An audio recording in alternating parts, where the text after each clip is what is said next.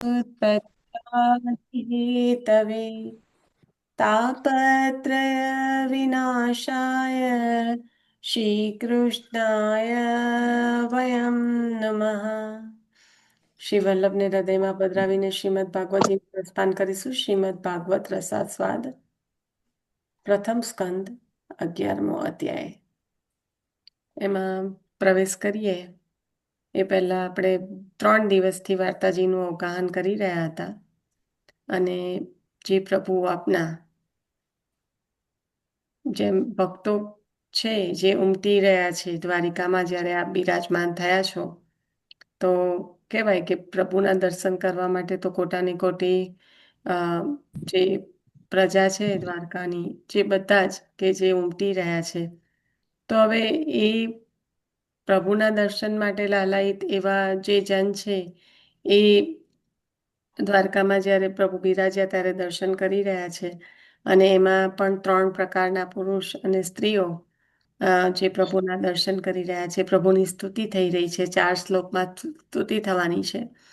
અને એના સંદર્ભમાં આપણે આગળ વધતા જે વાર્તાજીઓનું અવગાહન કર્યું એનો સંદર્ભ એ હતો કે આપના પ્રભુ પણ એવી જ રીતે કોના દર્શન કરવા માટે લાલાયિત છે, તો કે જે સ્નેહી છે, સખા છે અને જે દાસ છે એના દર્શનને આમ પણ લાલાયિત છે. તો આ અહીંયા આગળ પ્રભુનો જે સ્વભાવ છે એ બતાવે છે કે આપના પ્રભુનો સ્વભાવ કેવો છે. તો ભક્ત વત્સલ, ભક્તને વશ એવા આપના પ્રભુ. અહમ ભક્ત પરાધીન, ગીતામાં પણ કહ્યું. ભક્તેચ્છા પૂરકાય નમઃ, ગોસાઈજી પ્રભુ ચરણે આચાર્ય ચરણનું નામ પણ કહ્યું. જે જે પ્રભુ કે ભક્તને વશ, દમલા મેં તેરે બસ હું. તો દમલા મેં તેરે બસ હું, તો દમલાજીનું ત્યાં આગળ જે લલિતા સ્વરૂપ, જે સ્વામિની સ્વરૂપ શ્રી વલ્લભ જે યુગલ સ્વરૂપે બિરાજમાન છે એ, અને આચાર્ય સ્વરૂપે ભૂતલ પણ બિરાજમાન છે. અને દમલાજી જે દાસ્ય ભક્તિ કરી છે, જે આચાર્ય ચરણની સેવા કરી છે, એ દાસ ભાવ, એ બંને ભાવથી અહીંયા આગળ દમલા મેં તેરે બસું, તો એમાં બંને ભાવ છે. તો જ્યારે ઠાકોરજીને, જ્યારે ભક્તને એમ કે અહમ ભક્ત પરાધીન મેં તેરે બસું, ત્યારે એના જેમ ભક્ત ઠાકોરજી વિના નથી રહી શકતો, તેમ ઠાકોરજી પણ એના માટે લાલાયિત છે. ઠાકોરજી સ્વયં પધારે છે. કેમ? તો એના દર્શન વિના ઠાકોરજીથી પણ નથી રહેવાતું. આપણે જોઈએ ચંદ્રાવલીજી અને સ્વામિની સ્વરૂપ શ્રી વલ્લભ અને શ્રી ગુસાઈજી પ્રભુચરણ જ્યારે બિરાજમાન છે પૂર્ણ કોટી કંદર્પ લાવણ્ય સ્વરૂપ આપ, તો આપ કારણ કે આમ ઠાકોરજી એવી પણ આજ્ઞા કરી છે કે તુમ તાત મેં નંદનંદન, એટલે આપ પૂર્ણ પુરુષોત્તમ સ્વરૂપે પણ બિરાજમાન છે શ્રી ગુસાઈજી પ્રભુચરણ.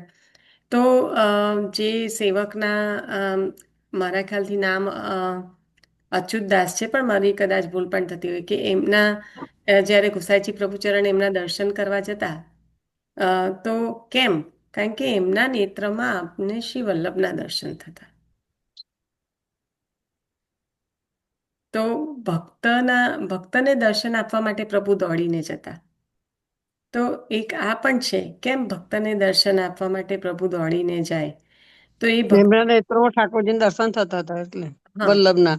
હા, વલ્લભના દર્શન થતા હતા. એટલે વલ્લભના દર્શન થતા હતા એટલે વલ્લભનું અવર સ્વરૂપ શ્રી કૃષ્ણ આશ્યમુખ જુઓ, તો ચંદ્રાવલીજી સ્વરૂપ શ્રી ગુસાઈજી પ્રભુચરણ, જો પૂર્ણ પુરુષોત્તમ સ્વરૂપ શ્રી ગુસાઈજી પ્રભુ ચરણ જુઓ, તો પછી સ્વામીની સ્વરૂપ શ્રી વલ્લભ.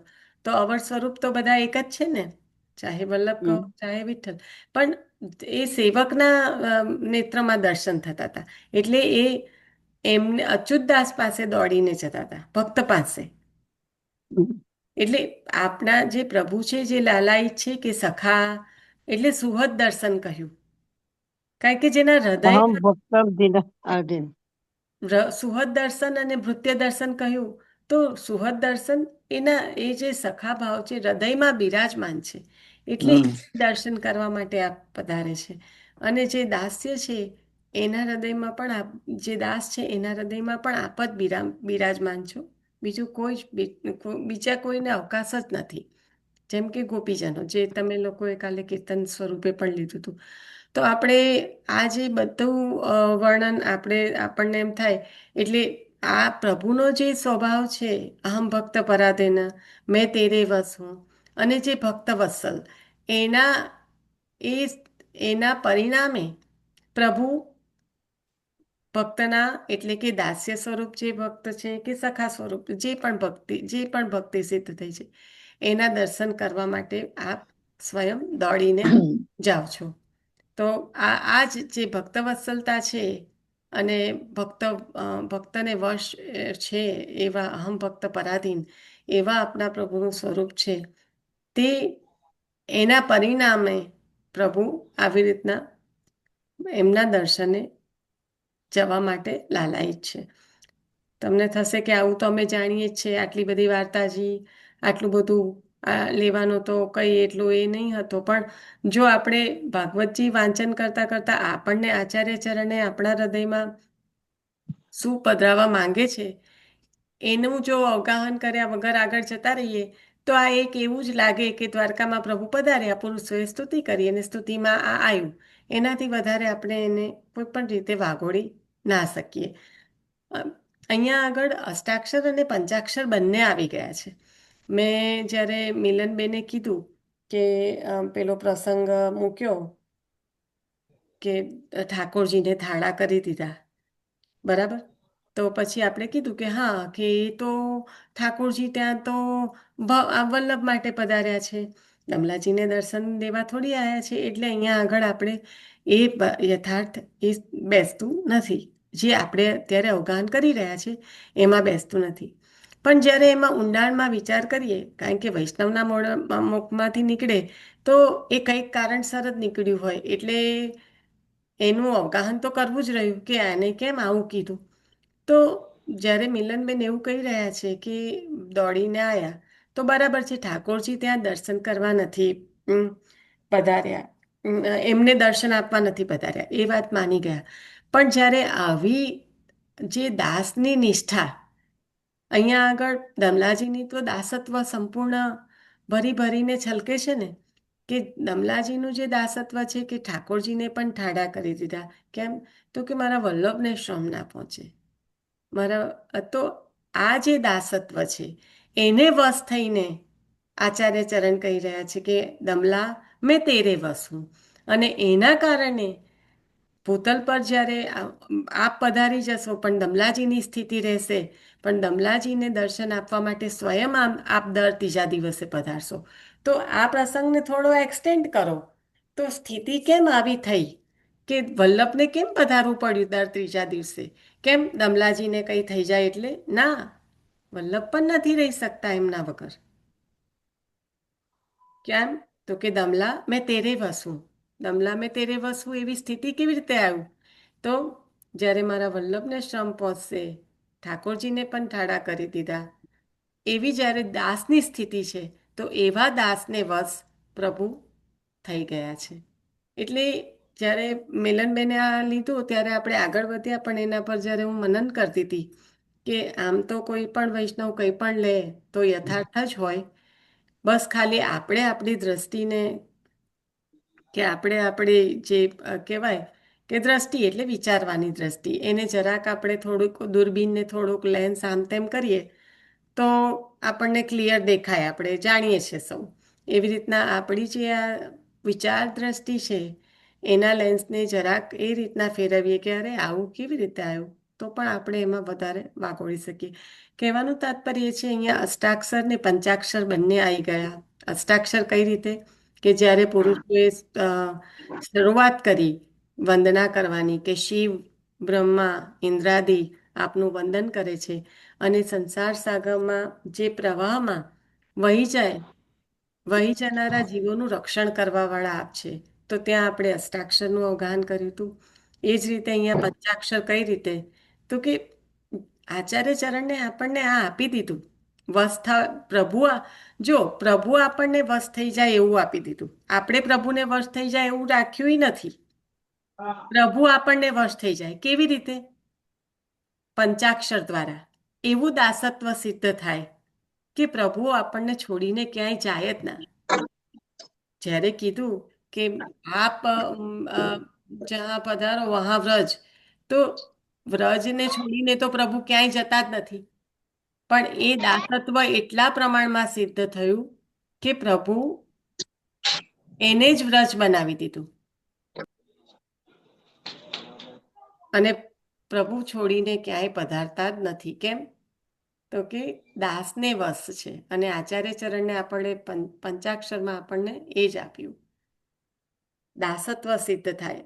આપણને બ્રહ્મ સંબંધ દ્વારા સમર્પણ કરાવીને દાસત્વ સિદ્ધ કરાવ્યું છે, જે દાસત્વના પરિણામે પ્રભુ આપણને વશ છે. અને જો પ્રભુ ભક્તને વશ રહે આપણને, એટલે કે જીવોને, આપણે હજી કોઈ એવી લાયકાત નથી, પણ મારી વાત નથી કરતી, પણ એવું કહું છું, જીવોને વશ થવા માટેની આ એક ચાવી આપી દીધી આચાર્ય ચરણે. કોને? જીવોને જ આપી દીધી કે સમર્પણ દ્વારા દાસત્વ સિદ્ધ થશે તો પ્રભુ વશ થશે, ને પ્રભુ વશ થશે તો દર્શન દેવા પધારશે, પધારશે ને પધારશે. એટલે આપણે સૌથી પહેલા દિવસે એ વાત થઈ હતી, આવું સમર્પણ હરેક 84-252 થયેલું છે. એટલે 84-252 વૈષ્ણવો અને એમાં આવતા દરેક પ્રસંગમાં આ સિદ્ધ થઈ જાય છે કે પ્રભુ આ ભક્તોને વશ છે અને એમને દર્શન આપવાને લાલાયિત છે. તો અહીંયા આગળ આપણું જે 3 દિવસનું. એટલે પાછું યાદ કરતા કરતા મને સુરદાસજી નો પ્રસંગ યાદ આવ્યો હતો. હમ, જયારે સુરદાસજી પધારતા હતા લીલા વિસ્તારીને, હમ, ત્યારે ગુસાઈજી ત્યાં એમના દર્શન આપવા માટે જાય છે. હમ, અને ગુસાઈજી જાય છે તો એની જોડે જોડે પ્રભુ પણ જાય છે ત્યાં હમ, દર્શન. એટલા માટે તો આશરો થયો. એ દ્રઢઈને હમણાં તું આ અષ્ટાક્ષર પંચાક્ષર બોલી ને, હમ, એટલે મને યાદ આવ્યું કે મને સવારમાં આ આવતું તું યાદ. હમ, પાછી મેં અત્યારે ના લીધું, હમ. પણ તું બોલી ને એટલે પાછું યાદ આવ્યું અષ્ટાક્ષર પંચાક્ષર. તો મેં કીધું આશ્રય પદ પણ એમાં જ આવી જાય છે. હા, એટલે તો આશરો લીધો, બરાબર ને? હમ. ખૂબ સુંદર પ્રસંગ યાદ કરાવ્યો. એટલે આ 3 દિવસ ઘણો આનંદ આવ્યો. થોડો આપણને એમ લાગે કે ભાગવતજીમાંથી આપણે પાછું ક્યાં વાર્તાજી તો આટલો વખતથી જાણીએ છીએ, કેમ વારંવાર. અને પટેલ તો એટલી બધી વાર પધાર્યા, એટલો આનંદ થયો. પટેલ વારંવાર પધારતા હતા, માળાવાળા પટેલ ને ભોળા પટેલ બંને. કાકાજી બે બે વાહ. નિશા, તું જેમ એવું કે છે ને કે આ મિલનબેન ને આ પ્રસંગ આવ્યો ને પછી તેની પર મને એવું, કાલે પણ જે સુધાપુએ પેલું કીર્તન લીધું ને એમાં અમને બહુ એટલું સમજાયું નહીં ને, એટલે અમે એવું કહેવા જતા હતા. એની પહેલા જે મેં કીર્તન લીધું તું, તું માઈ સંગ ડોલે જીત જાવ તું આવે, અને એના પછી સુધાપુએ આ કીર્તન લીધું. પણ મને થોડીક સંગતિ ઓછી બેઠી, એટલે પછી અમે લોકો ફોઈને પૂછતા હતા. એ કાલે પણ એટલે આવું થયું હતું એમ. હા. અને મને જે હમણાં હેતલે સુધા પછી હેતલે બેસી કીધું ગયું તું તમને, કે નહીં બેઠું તું? ના, એમાં પછી મારાથી નથી બહુ એમાં પણ જોવાયું. આપણે કાલે તો વાત કરી હતી, પછી તો ત્યારે પણ નહીં બેઠું તું. હા, એટલે પછી વિચાર્યું ઊંડું, પણ પછી તોય એટલું બધું ના મગજમાં આવ્યું. અને ના, અત્યારે જે પણ એ હેતલ કીર્તન જ એ છે લીનાબેન, અને મગજમાં તો દરસ પરસ ને કીધું. દરસ દરસ પરસ પરસ. નહીં.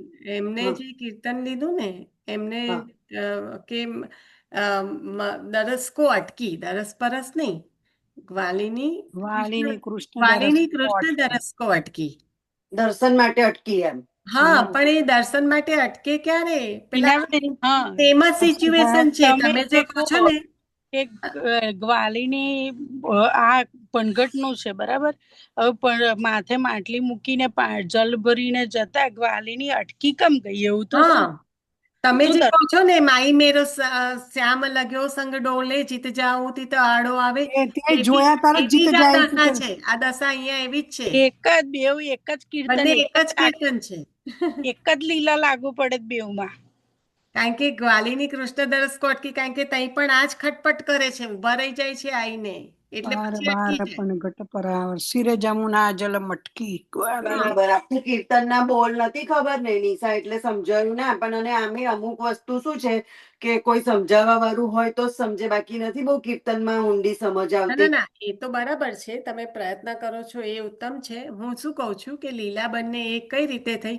પેલું કે પેલી કે પાછળ પાછળ આવે છે, ને પેલા કે આ મને દર્શન આપે, મારા કામ બધું અટકી મને જાય જોઈને હમ છે.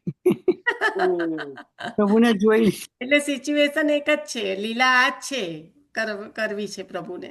બસ હવે બરાબર સમજાયું. અને હમણાં જે હેતલ બોલી ગઈ ને કે લીલામાં સુરદાસજી પધારવાના હોય છે ને શ્રી ગુસાઈજી પ્રભુ વાળું, એ શું કીધું? એ ના એમાં નથી વાંચેલું, એમાં પ્રભુની નથી. સાથે સાથે પ્રભુ પણ પધારે. લઈ લે હેતલ, તું જ લઈ લે, કારણ કે દ્રઢઈને ચરણના એટલા માટે જ થયું છે. દ્રઢઈને ચરણનો એમાં ગુણ પંચાક્ષર ભાવ ને જ એ છે. અષ્ટાક્ષર બેવ આવી જાય છે. હા, ગુણ ભાવ જ એ છે. ન્યારો લઈ દેખ. લે ને હેતલ. 1 મિનિટ, હવે થોડીક વાર હવે છે. ઈન ચરણના કહ્યું ને, તો ગુસાઈજી પ્રભુની સાથે સાથે ત્યાં ઠાકોરજી પણ બિરાજમાન છે. એ વલ્લભ એટલે અહીંયા આગળ એવી રીતના કે દ્રઢ ઈન આચાર્ય ચરણના ચરણ, જે કૃષ્ણ હાસ્યમુખ શ્રી વલ્લભ બિરાજમાન છે, જે આપ પણ પધાર્યા છો. અને ત્યારે એવું પણ કીધું રામદાસજીને કે ન્યારો દેખતો તો ન્યારો ગાતો. મને કોઈ ભેદ દેખાશે તો હું જુદું ગાત ને. એટલે કે તો પછી કેમ અત્યારે ગાયું? વિચારો, એક શબ્દ, એક વસ્તુ. આ જે વાર્તાજી છે ને, એનો પૂરો આધાર ન્યારો દેખતો તો ન્યારો ગાતો એના પર છે. જ્યારે રામદાસજીએ કીધું આપે આટલા 1.25 લાખ કીર્તન ઠાકોરજીના કર્યા, વલ્લભનું એ એકેય તો સાક્ષાત દર્શન જ કરતા હતા સુરદાસજીના. સુરદાસજી ઠાકોરજીના ને ગુસાઈજી તો પધાર્યા હતા, પણ ગુસાઈજીની સાથે સાથે મહાપ્રભુજી અને ઠાકોરજી બધાના ચરણ, એટલે તો કીધું દ્રઢ ઈના ચરણના કેરો. આ ચરણના કયા ચરણ? જે અત્યારે ત્યાં સાક્ષાત બિરાજ્યા છે, ત્યાં એમને દર્શન આપવા માટે.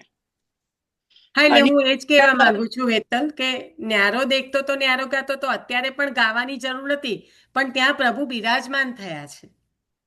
એટલે એક જ સ્વરૂપ છે ત્યાં આગળ, એટલે પાછું આ ગાયું એમ. હા, ત્રણેવને એક જ સ્વરૂપ બતાવી દીધું. હમ. અને એ ઠાકોરજી એકલા પધારે નહીં, અહીં તો શ્રી વલ્લભ ને શ્રી ગુસાઈજી અને ઠાકોરજી ત્રણેય પધાર્યા સુરદાસજીને તો દર્શન આપવા માટે. સ્વામિનીજી એટલે સહિત દિવ્ય થયા ને, દર્શન ચક્ષુ યુગલ હતા સ્વરૂપ એટલે સહિત, યુગલ સ્વરૂપ સહિત થયા ને દર્શન. ચંદ્રભાગા કે ચંપકલતા સખી? ચંપકલતા. ચંપકલતા. ચંદ્રભાગા મને લાગે છે પદ્મનાભદાસજી, ખબર નહીં. એ પ્રેમીલા ફોઈને ના, ચંદ્રભાગા દામોદરદાસ સોમનાથજી. દામોદરદાસ સંભાળવાળા ને પરમાનંદદાસ. ચંદ્ર ચંદ્રભાગા એટલે ચિત્રા સખી. ચિત્રા સખી. ચિત્રા સખી, હા. તે રીતે એ પેલા કોઠી વાળા પણ વૈષ્ણવ પધારે ને. નામ યાદ રહે ને, તો લીલાની અંદર જે એમનું સ્વરૂપ હતું, કે લીલામાં જે ઠાકોરજીની જે સેવામાં એ હતા, એ અહીંયા એનું એ જ અવગાહન સેવા થઈ અહીંયા જાય. મળે છે. હમ. એ અને પરથી યથાર્થ આપણને એનું અવગાહન થઈ જાય કે હા, એ મળે. એમની સેવા પણ શું હશે, ખ્યાલ આવી જાય આપણને. જેવી રીતના પૂરણમલ ક્ષત્રિ. હા, એ તો ચિત્રલેખા. એની લીલા સિદ્ધ નિકુંજ સિદ્ધ કરવાની હા, લીલા, નિકુંજની તો લીલા અહીંયા સિદ્ધ પણ કર. એ ચિત્રલેખા સખી છે. હા, એ પણ ચિત્રલેખા સખી. ચિત્રલેખા. હમ. એ યાદ રહે ને તો બધું પરફેક્ટ. જેમ લલિતાજીની પાનની, રાઈટ?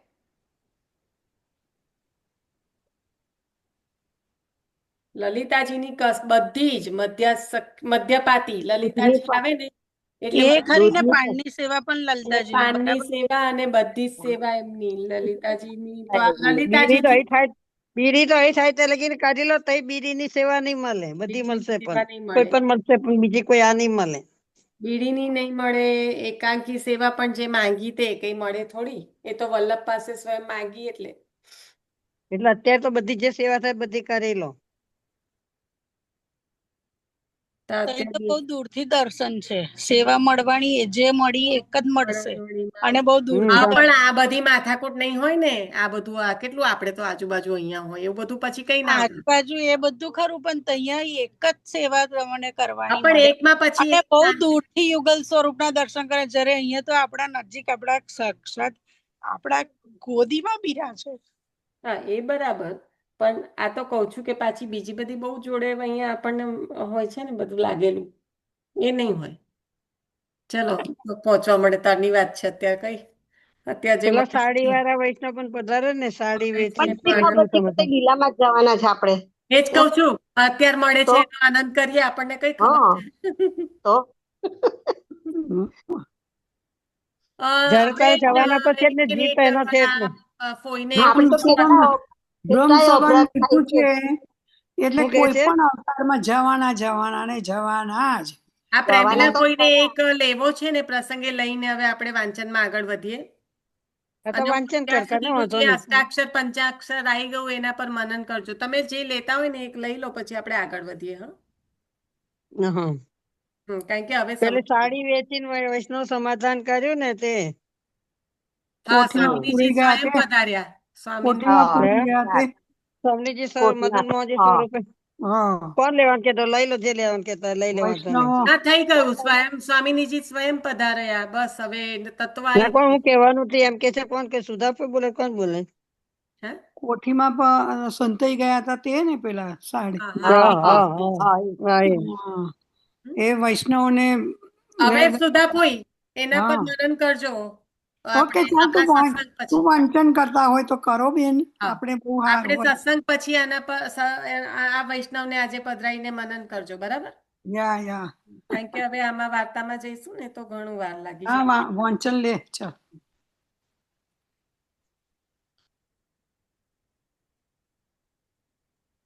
અ, જે ભગવાન સાથે સ્નેહ કરે, સહૃદ દર્શન, ભગવાન જેને સખા તરીકે સ્વીકારે, એના દર્શન કરવા પ્રભુ પધારે છે. પાંડવો પાસે અને વ્રજમાં પધારે છે. બીજો જે પ્રકાર બતાવ્યો, જે ભગવાનનો ભૃત્ય એટલે કે દાસ બની જાય છે, એના દર્શન કરવા ભગવાન સ્વયં પધારે છે. અને એના સંદર્ભમાં ઉદાહરણ તરીકે ધ્રુવજીનું આપ્યું હતું કે ધ્રુવજી પાસે આ મધુવનમાં પધાર્યા હતા. જે મધુ નામના રાક્ષસનો વધ કર્યો, મધુસૂદન કહેવાયા, અને ત્યાં ધ્રુવજી પાસે આ પધાર્યા. કેમ? કારણ કે દાસત્વ ધ્રુવજીએ જે સ્વીકાર્યું એને વશ થઈને આ પધાર્યા.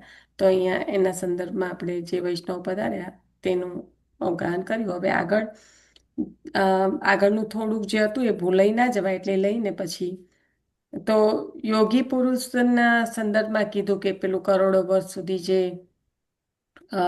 આમ તપ કરે, સમાધિ કરે, અને નેત્રના દેવતા જે સૂર્ય છે એને નેત્ર બંધ કરીને એ દેવતાને પોતાના વશમાં કરીને જે રીતે યોગી પુરુષ સમાધિ કરે અને દેહમાં પોતાના કોઈ પણ ફેરફાર ના થવા દે. હવે આ આંખ જ્યારે કરોડ વર્ષે ખોલે ને ત્યારે તેની આંખ એક જ વખત ખુલી છે. તે સંદર્ભમાં એને નિમિષ કહેવાય છે શાસ્ત્રોક્ત રીતે. નિમિષમાં એટલે આ જે નિમિષ માત્ર માં તો કરોડ વર્ષ પસાર થઈ ગયા. આવા આંખના પલકારો જે કરોડ વર્ષે એકવાર આંખ ખોલી એ નિમિષ કહેવાય, અને નિમિષ માત્રમાં તો કરોડો વર્ષ ચાલી ગયા હોય, પસાર થઈ ગયા હોય. દ્વારકાવાસીઓને દર્શન ન થતા ત્યારે એમને જે એક ક્ષણ છે એ પણ આવી કરોડો વર્ષ એટલે કે કોટી વર્ષ જેમ જણાતી. અને એના સંદર્ભમાં ગોપીજનોની જે સ્થિતિ છે, જે ગોપી ગીતમાં આપે ગાયું છે, ત્રુટિ યુગાયતે ત્વામ પશ્યતામ. આમ પશ્ચાતામ. તો એ જે ત્રુટિ યુગાયતે એટલે કે એક ત્રુટિ પણ જે આંખનો પલકારો કેટલી વખતની હોય, એક ત્રુટિની હોય તો એટલામાં પણ જાણે કોટી આંખોને કોટી તકમ યુગ કોટી યુગ જેટલો વિલંબ લાગે છે. થાય છે. તો ભગવાનના દર્શન કરતા એ જે પાપણો છે એ વચમાં આવે છે.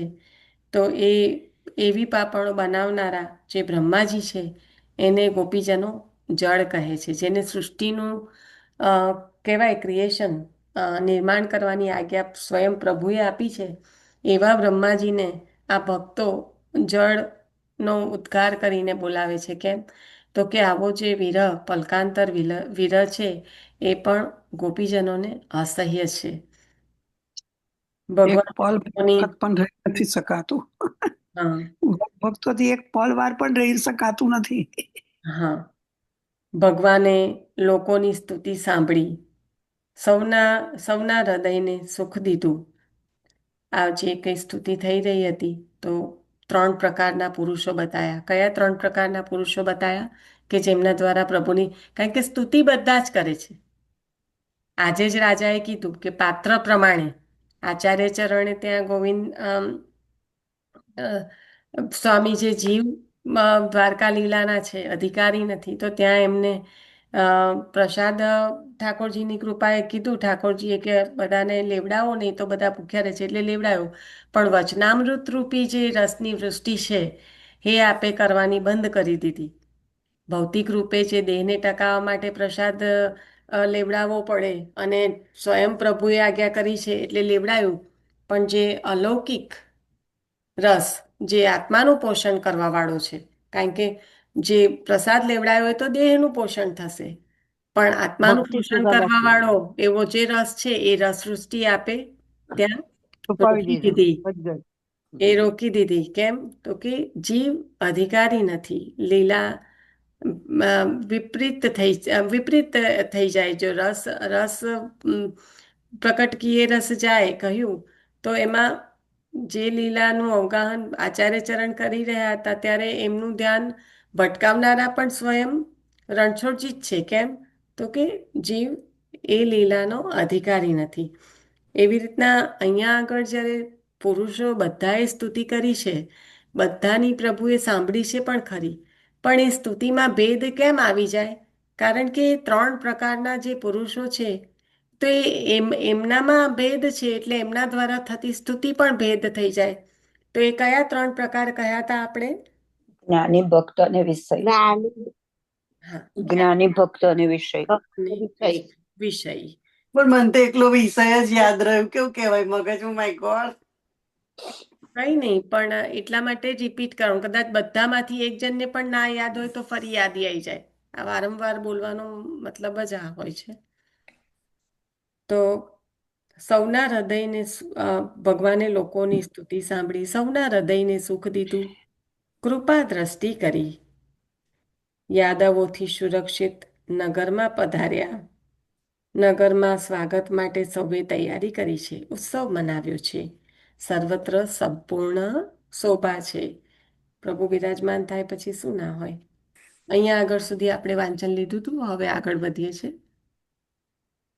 શિવલ્લભ પ્રભુ વિરાજે ત્યાં સર્વત્ર અદ્ભુત શોભા, ઉત્સવ હોય, આ ટાઇટલ છે. પ્રભુ વિરાજે ત્યાં સર્વત્ર અદ્ભુત શોભા, ઉત્સવ હોય. પ્રભુ વિરાજતા એ સ્થળ અંદર, બહાર, ઉપર, નીચે, એ બધે જ સુંદર હોય. નગરીની બહાર સરોવરમાં કમલ ખીલ્યા હતા, એનો સૌરભ પ્રસરી રહ્યો હતો. ભમરાઓ ગૂંજતા હતા. નગરના મુખ્ય દ્વાર ઉપર સુંદર મંગલ તોરણ બંધાયા હતા. વિચિત્ર પ્રકારના ગરુડ આદિ ચિહ્નવાળા ધ્વજ અને જયયંત્ર વગેરે વાળી પતાકાઓ ફરકતા હતા. તેથી સૂર્યના કિરણો પણ દ્વારકામાં પ્રવેશ કરી શકતા ન હતા. સુગંધી જળનો છંટકાવ થયો હતો. મંગળ દર્શાવતા ફળ, પુષ્પ, અક્ષત અને અંકુર સૌએ મૂક્યા હતા. ઘેર ઘેર દહીં, અક્ષત, શેરડી વગેરે હતા. મંગલ સાથિયા પુરાયા હતા. ધૂપ થયા હતા. પૂર્ણ કુંભ મુકાયા હતા. દીપક પ્રગટ્યા હતા. પોતાના પ્રભુ પધારે છે એ જાણતા સૌ પ્રભુના સ્વાગતે આવ્યા. યાદવો પોતાની સાથે એક હસ્તીરાજને આગળ લઈ બ્રાહ્મણો દ્વારા મંગળ વેદ ઘોષ કરાવતા શંખનિનાદ કરતા આવ્યા. પ્રીતિને કારણે આજે એમને ભય લાગ્યો છે. દ્વેષને કારણે થતો ભય પોતાની સલામતીની શંકા ધરાવે છે અને પ્રીતિને કારણે થતો ભય પોતાના પ્રિયના અસુખની કે પરિશ્રમની આશંકા કરાવે છે. લૌકિક પદાર્થ સહિત પ્રભુના સ્મરણથી હર્ષ અને કેવળ પ્રભુના સ્મરણથી ભય પણ છે. ભગવાન યથાયોગ્ય રીતે સૌને સ્નેહથી મળ્યા, સૌને માન અને સ્નેહ દીધા. કેટલું સુંદર કહ્યું કે પ્રીતિના કારણે આજે એમને ભય લાગ્યો છે. પ્રીતિના કારણે દ્વેષના કારણે થતો ભય પોતાની સલામતીની શંકા ધરાવે અને પ્રીતિના કારણે થતો ભય પોતાના પ્રિયના અસુખની કે પરિશ્રમની આશંકા કરાવે છે. કેટલો મોટો ફરક છે. એટલે ભય તો એટલે ઘણી બધી વાર આપણે કહેતા હોય કે મોટાઓએ આપણને કીધું અને યથાર્થ છે, આપણે એના પર બહુ વિચાર નથી કર્યો અથવા તો આપણને બહુ સમજ મળી નથી, બંને હોઈ શકે. પણ અપરાધ પડશે તો એનો ભય કયા દ્રષ્ટિએ રાખવાનો કીધો અને આપણે કયા દ્રષ્ટિએ લીધો અને આપણે એને અલગ દ્રષ્ટિએ લઈએ એનું કારણ જ હજી પ્રભુની સેવામાં હોવા છતાં, સત્સંગમાં હોવા છતાં જે અહંતા મમતા ન છૂટી એના કારણે જ આ શક્ય બન્યું.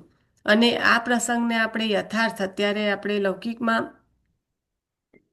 ના જોડીને સારસ્વત કલ્પમાં જઈએ કે જે પ્રભુના આપણે જોઈએ છીએ કે પ્રભુના શ્રી મસ્તકે વેદના થઈ, નારદજી રજ લેવા નીકળ્યા.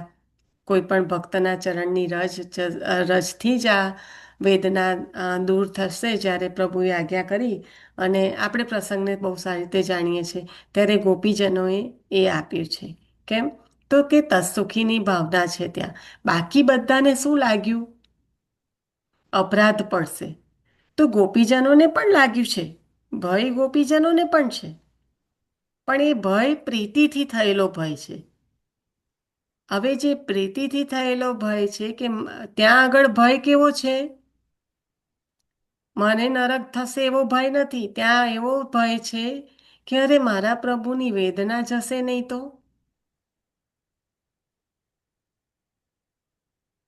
મારા પ્રભુની વેદના કેવી રીતે જશે?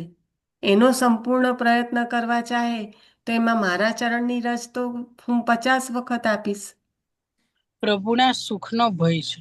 તો સુખનો ભય પ્રભુના સુખનો ભય ના કહેવાય, એટલે જતું રહેશે, સુખ જતું, અને દુઃખ પ્રભુના અસુખનો ભય કહેવાય. અસુખનો, હા, સુખ, સુખની ભાવના. હા, એટલે પણ સુખનો ભય નહીં, અસુખનો ભય કે મારા પ્રભુનું સુખ એટલે છે. દ્રૌપદીને પણ એવું થયું હતું. ચીર નહોતા એને પછી કઈક ફાડીને આપ્યું હતું દ્રૌપદીને પણ. દ્રૌપદીએ પ્રભુને બાંધતી હતી એમની આંગળી કે હા, કંઈક. એ જે તાર જેટલા તાર હતા રાઈટ, એટલા માટે ચીર ત્યાં આગળ પૂર્યા છે. પુરાયા. ખૂબ સુંદર. તો આ જે તત્સુખીની ભાવના છે અને એના સંદર્ભે ઉત્પન્ન થતો ભય છે એ પહેલા જ્યારે હવે આપણે જે વાત કરતા હતા એના પર આવી જઈએ કે સારસ્વત કલ્પની આ લીલા છે અને અત્યારે આપણે સેવામાં મોટાઓ દ્વારા જ્યારે અપરાધ તો એ અપરાધમાં આવું કંઈ થઈ જશે તો મારે નરકમાં જવું પડશે એનો અપરાધ નથી કહેતા. આ અપરાધ એ રીતનો છે કે એ અપરાધને અપરાધ તરીકે ના લઈએ તો પ્રભુના તત્સુખનો વિચાર ઓછો થતો જાય. જ્યારે એને અપરાધ તરીકે એટલે કે ભય લઈએ, એ ભય શેનો કે અરે મારા પ્રભુના તત્સુખમાં વિલંબ થાય છે એનો ભય, એ અપરાધ. આપણે અપરાધને પાછું અહમ અહમ ચાલુ કરી દીધું, મારે નરકમાં જવું પડશે, મારે મારા ઘરમાં કંઈ થઈ જશે, સેવા પધરાઈશ અને જો કંઈ પ્રભુનું સુખ નહીં સચવાશે તો મારા લૌકિકમાં ડિસ્ટર્બન્સ, એટલે આપણે ચાલુ કરી દીધું મારું મારું મારું. ત્યાં અપરાધ હતું તત્સુખ તત્સુખ અને તત્સુખ. જો એ ભયથી પણ આપણે તત્સુખને સાચવવાનું છે, સ્નેહથી પણ ખરું, પણ પ્રીતિથી ભય કીધો તો પ્રીતિ તો છે જ, સ્નેહ તો છે જ, પણ એમાં પણ ભય શેના માટે? તત્સુખ માટે. અને આપણે લૌકિકમાં બહુ સારી રીતે જાણીએ છીએ, કોઈને પોતાના હસબન્ડથી કોઈ ડર લાગતો નથી. બધાની સ્ટોરી આખી ઊંધી હોય છે, કે જે કહેતા હોય કે સાદા શબ્દોમાં એવું કે પહોંચી વળે છે. જે મને તમારા જેટલા સારા મને આવડતા નથી, પણ જે મને કે આપણે અ, અમારા એ આમ તેમ તેમ, એ અમારા એને કેટલાય ખખડાવતા હોય એ પોતે જ જાણતા હોય, પણ એ આવશે ખાવાનું તૈયાર રાખવું, હા એમને નહીં ફાવે, હા આ મારે 6:30 ઘરે પહોંચી જવું પડે. આ ભય નથી, આ પ્રીતિથી ભય છે. પ્રીતિથી ભય એટલે સ્નેહ સંપૂર્ણ છે. આવશે, ભૂખ લાગશે તો એમને ખાવાનું મારે આપવાનું છે, એ સ્નેહ. એ નહીં આપું તો કંઈ કશું થઈ નથી જવાનું, પણ એ સ્નેહ અંદર છુપાયેલો છે.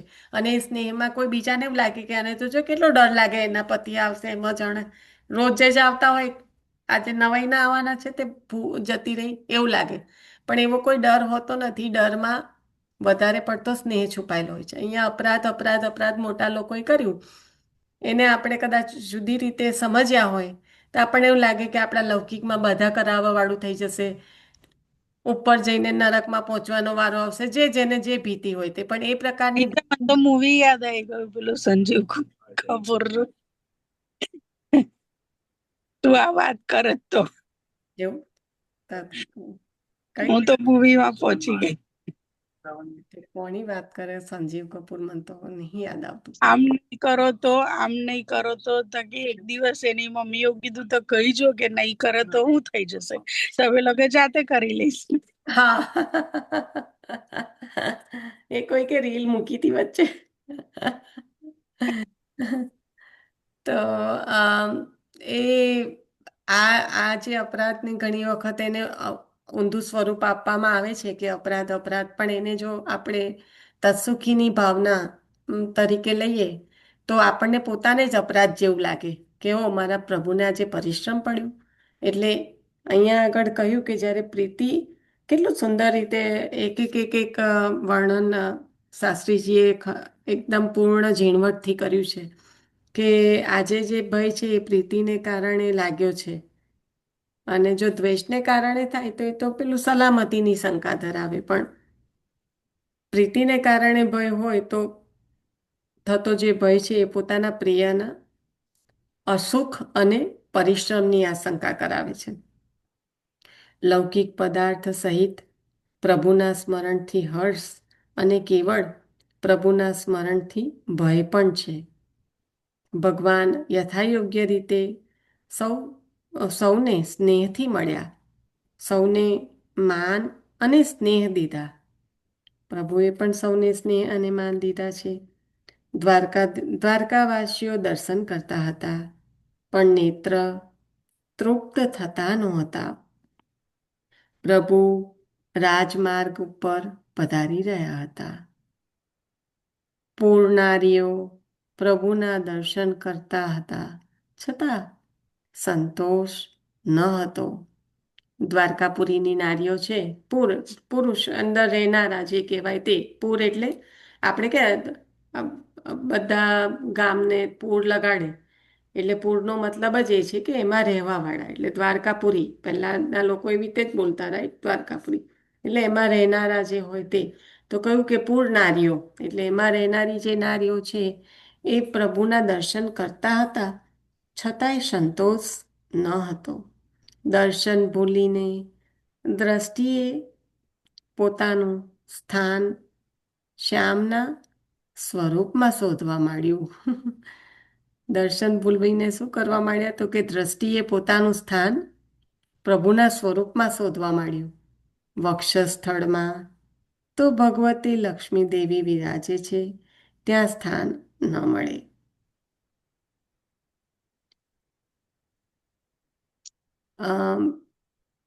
અહીંયા આગળ બહુ જ હું આટલું લઈ લઉં પછી એનામાં જઈએ.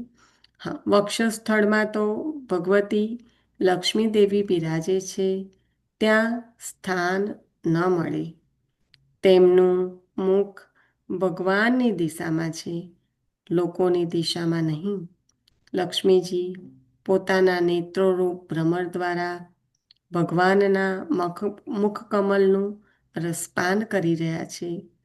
લક્ષ્મીજીના નેત્રોને તો આ ભગવાનનું મુખ એ પાન કરવાનું પાત્ર છે.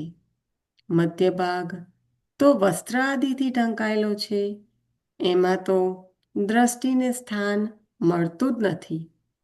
આપણે શીતકાળમાં જ આપણને થાય છે. બાકી રહ્યા ચરણ કમળ. 2 ચરણમાંથી એક ચરણ વામન અવતારમાં પૃથ્વી માપતા ભેદેલા બ્રહ્માંડમાં બહારથી આવતું જલ અટકાવવા કાયમ માટે રોકાયેલું છે. બાકી રહ્યું એક ચરણ, એ પણ ખાલી નથી. એનું સ્થાન પણ સારંગ લોકોએ લીધું છે. સારંગ ગચ્છન્તિ સારંગા સદાચારાઃ કર્મનિષ્ઠા જ્ઞાનિનશ્ચ.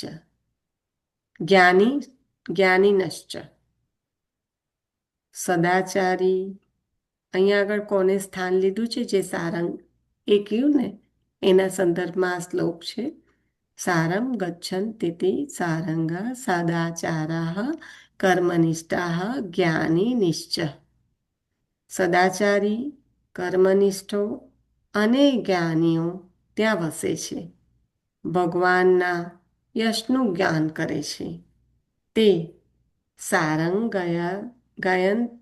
ગાયંતી સારંગા ભક્તા.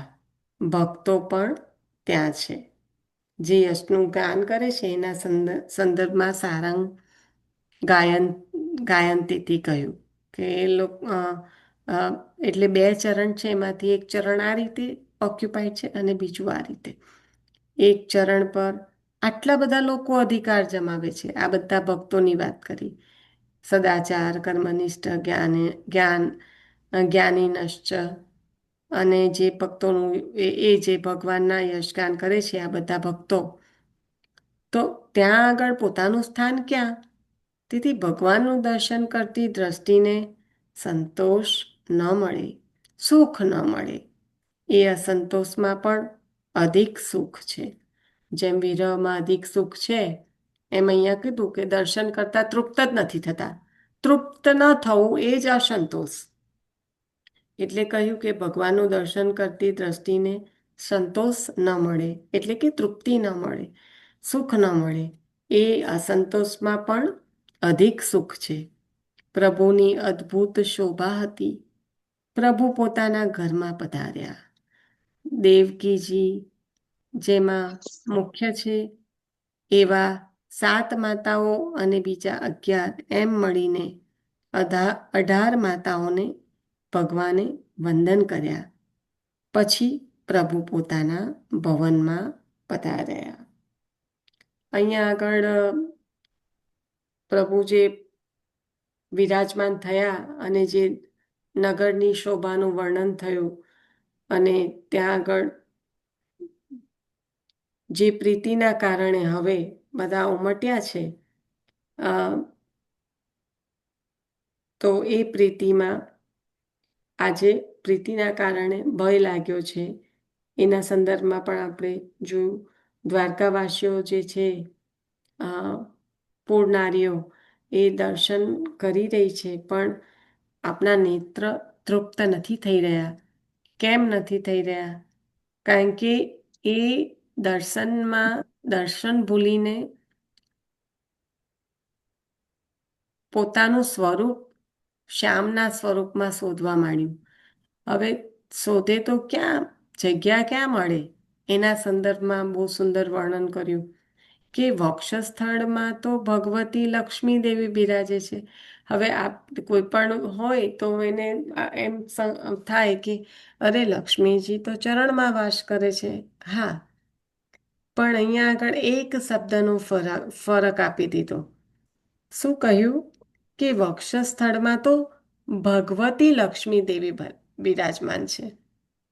જ્યારે અ ભગવતી કહ્યું ત્યારે એ વક્ષસ્થળમાં સ્વામિની સ્વરૂપે બિરાજમાન છે, અને જ્યારે દાસી છે ત્યારે એ ચરણમાં બિરાજમાન છે. એ જ લક્ષ્મીજી ચરણ કમળમાં બિરાજમાન છે. બહુ સૂક્ષ્મ રીતે આનું એ છે. એલા સહસ્ત્ર લક્ષ્મીઓથી સેવાયેલા પ્રભુની વાત છે.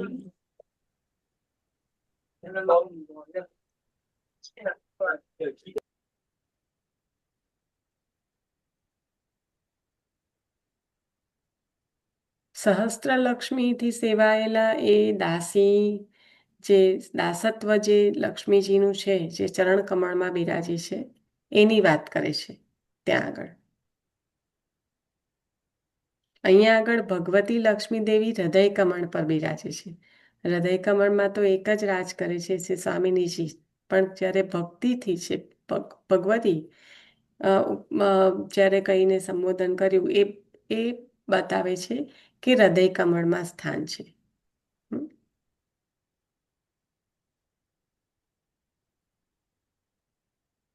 અને એમના મુખનું પાન કરે છે. મુખ કમળનું રસપાન કોણ કરે છે? એટલે અહીંયા સ્વામિનીજીનું સંપૂર્ણ રીતે વર્ણન છે. તમે જો એને બરાબર મનન ચિંતન કરશો તો ખ્યાલ આવશે. જે મુખ કમળનું રસપાન કરે છે ત્યાં આગળ જ કીધું કે વક્ષસ્થળમાં તો ભગવતી લક્ષ્મી દેવી વિરાજમાન છે, ત્યાં સ્થાન ન મળે. એમનું મુખ ભગવાનની દિશામાં છે, લોકોની દિશામાં નહીં. આ નારીઓની વાત કરી. લક્ષ્મીજી પોતાના નેત્રોરૂપ ભ્રમર દ્વારા પ્રભુના મુખ કમલનું રસપાન કરી રહ્યા છે. પ્રભુના મુખ કમલનું રસપાન કોણ કરે? સ્વામિનીજી સ્વયં પ્રભુના મુખ કમલનું મુખ કમલનું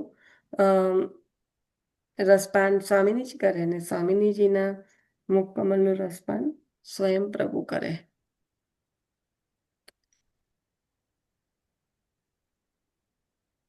લક્ષ્મીજીના નેત્રોને તો આ ભગવાનનું મુખ એ પાન કરવાનું પાત્ર છે. એટલે આપણે હજી 12મા સ્કંદમાં આવશે કે સ્વામિનીજીને જે કહેવાય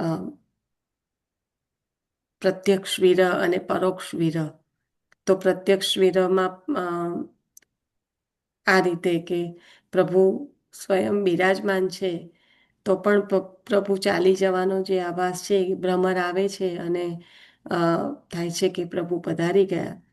તો એ આ જે અહીંયા આગળ કીધું કે લક્ષ્મીજીના નેત્રોને તો આ ભગવાનનું મુખ એ પાન કરવાનું પાત્ર, એટલે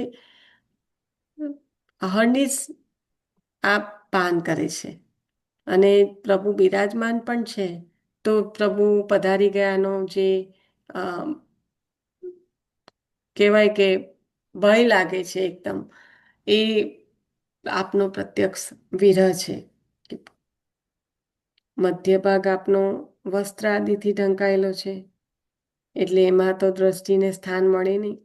પોતાની દ્રષ્ટિએ પોતાનું સ્થાન શ્યામના સ્વરૂપમાં જ્યારે શોધવા માંડ્યું, તો અહીંયા લક્ષ્મીજી વિરાજમાન, અહીંયા આવરણ છે, ત્યાં સ્થાન મળતું નથી વક્ષસ્થળ પર. ચરણ તો કે ચરણ એક ચરણ જે પ્રવાહ જે કહેવાય, આપણે જાણીએ છીએ કે જલ બ્રહ્માંડમાંથી બહાર આવતું જ્યારે પૃથ્વી માપી ત્યારે આપના જ અંગૂઠાની જે ઠેસ વાગી તો એને રોકવામાં ગયું, અને બીજું ચરણ આ ભક્તોએ પકડી લીધું. એટલે હવે ક્યાં સ્થાન મળે પોતાને શોધવા જાય તો પણ. એટલે આમ કરતાં કરતાં કહ્યું કે પ્રભુના દર્શન કરતી જે એમની દ્રષ્ટિ છે એ એમને તૃપ્તિ મળી નથી, સુખ મળ્યું નથી, પણ એ એવું સુખ છે કે જે એવી અતૃપ્તિ છે, એવો અસંતોષ છે કે જેમાં સુખ પણ અધિક છે. એવું નથી કે દુઃખજનક છે. જેમ કે વિરહ સંયોગ કરતાં પણ વધારે સુખદાયી છે. નહીં કે વિરહ હોય તો કહેવાય તો એવો શબ્દ છે કે વિરહમાં તો દુઃખ અધિક હોવું જોઈએ, પણ એ તો અધિક સુખ આપવાવાળું છે, કારણ કે એમાં અનેક લીલાઓનું અવગાહન થાય છે. તો આવી જે પ્રભુની અદ્ભુત શોભા હતી એનું વર્ણન થયું. પ્રભુ હવે ઘરમાં પધારવા જઈ રહ્યા છે ત્યારે દેવકીજી સહિત 18 માતાઓને વંદન કરીને આપના ભવનમાં પધાર્યા. ભગવાનની અદ્ભુત ઇજનેરી. પ્રભુના એક જ મહેલમાં રાજરાણીઓના 16,008 મહેલો સમાયેલા છે. હવે આવી કારીગરી તો બીજા કોણ એન્જિનિયરો થોડા કરી શકે. એટલે ભગવાનની અદ્ભુત ઇજનેરી, એમાં એક જ મહેલમાં આટલા મહેલો સમાયેલા છે, 16,008. એના સંદર્ભમાં હવે આપણે પાછું વાંચન કરીશું. અહીંયા રાખીએ છીએ. શિવલ્લભાધીશ કી જય. આશરો લઈ લેજો. આ વીકેન્ડ દરમિયાન પ્રભુના સ્વરૂપના વર્ણનને ખૂબ ખૂબ વાગોળજો.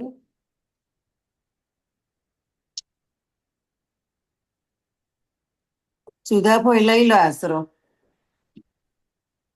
હા. શિવલ્લભાધીશ કી જય.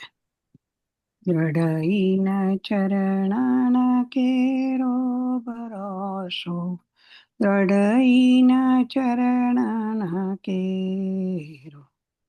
શ્રી વલ્લભ નખ ચંદ્ર છટા બીના, સબ જુગ માંજ અંધેરો ભરોસો, દ્રઢઈના ચરણાના કેરો. સાધન વારા નહીં આ કલી में, જાસુ હોત નિવેરો. सूर कहाँ कहे द्विविंदाधरो, बिना मूल को चेरो भरोसो, દ્રઢઈના ચરણના કેરો. દ્રઢઈના ચરણના કેરો ભરોસો, દ્રઢઈના ચરણના કેરો. श्री वल्लभाधीश की जय. श्री गुसाई जी परम दयाल की जय. सर्वे वैष्णव ने जय श्री कृष्ण. જય શ્રી જય કૃષ્ણ. શ્રી કૃષ્ણ. જય જય શ્રી શ્રી કૃષ્ણ, જય શ્રી કૃષ્ણ. કૃષ્ણ, જય શ્રી કૃષ્ણ સર્વ વૈષ્ણવને જય વૈષ્ણવને. શ્રી કૃષ્ણ.